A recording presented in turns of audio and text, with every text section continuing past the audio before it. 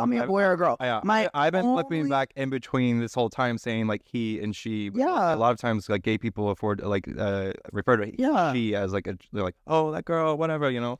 My only thing that will make me mad though is when I'm glammed up, looking gorgeous and looking so like pussy stunt, is when you call me he or like man or something. Like, Yeah. because if I'm presenting all glammed up, you really think I want to be called he right now?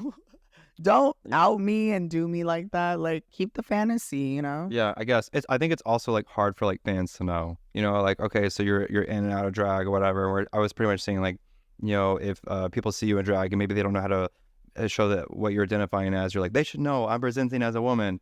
And I was like, that's not really fair, you know, because like we have a lot of people that might present as women or like we interpret that, and that's not our judgment because people they might be they them or whatever else, you know, like, so yeah, there's so many people that identify as other things but look a certain way. But you know, especially in today's society, you really can't just, I guess, just go with what you see. So we're kind of talking about like, you know, trans or drag or whatever, you know, but say people like, a lot of people like, as I was expressing to you, get like the trans person, the drag person, the performer, like they get really mad at that person that's either complimenting them or, you know, talks to them in the correct way when they mean it in like the most like positive manner. They're like, wow, you look really great. But I was like, why are we met with like so much like aggression, you know? I know what like you mean, because so being a drag queen, I can say this, there are times when there's like, I don't know, let's say